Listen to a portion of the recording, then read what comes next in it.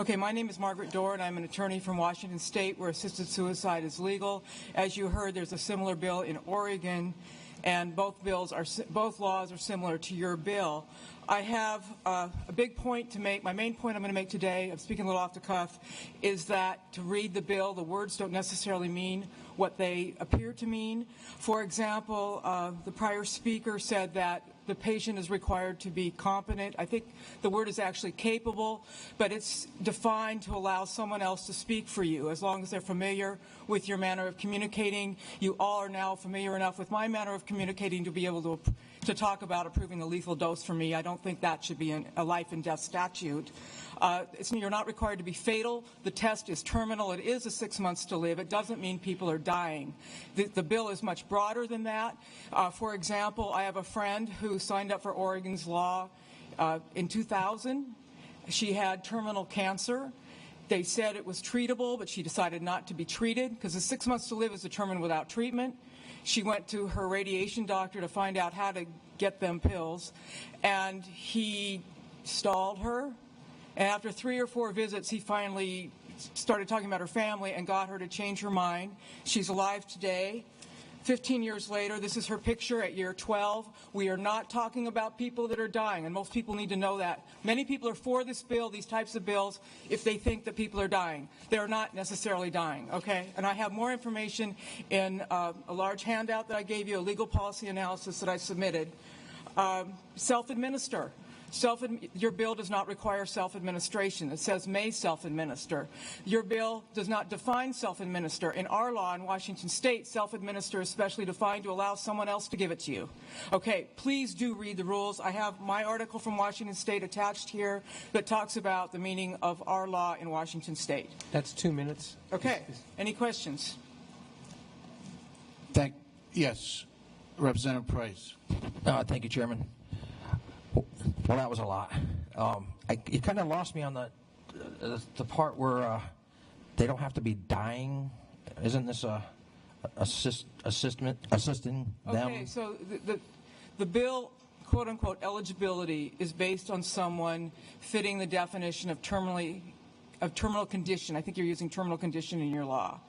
Okay, the people that would sign up for the law to use it or have someone else help sign them up, they aren't necessarily dying anytime soon. First of all, it's based on a 6 month to live diagnosis. So, that's based on the doctor being correct. And doctors, there's misdiagnosis, and then there's just the fact that, it's a statistical average when the doctor is saying how long you have to live, and sometimes they're wrong. And so this bill encourages people to throw away their lives. Or recovery. My friend, she got treated, therefore she's no longer terminal. She's cancer-free now.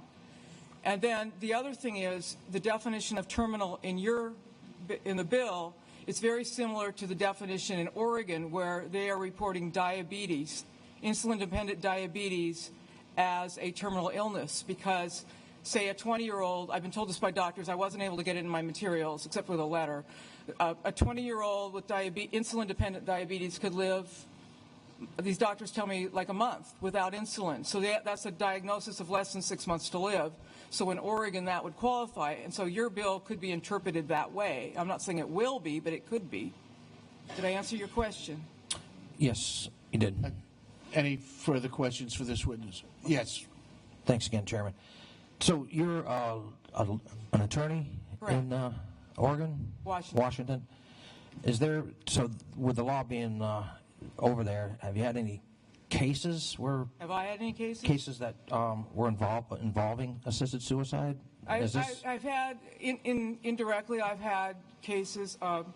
One lady was consulting me. Her dad had signed up just in case he had a brain tumor. The doctor suggested it. And so I was just kind of giving her advice. But anyway, the father's girlfriend wanted to have a suicide party and thought this would be really fun. And the daughter was like aghast.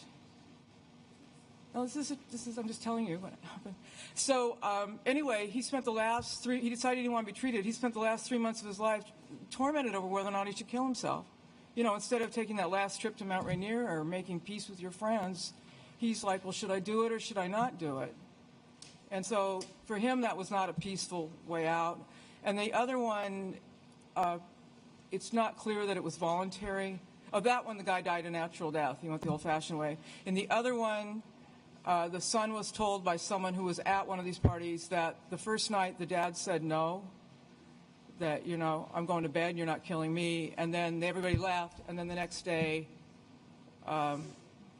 they said he agreed to do it, and they got there. And according to the people that were there, that he was high on alcohol when they got there, and he drank it. But then later, a police officer got involved, and everybody changed their stories. And Okay. Yep. okay.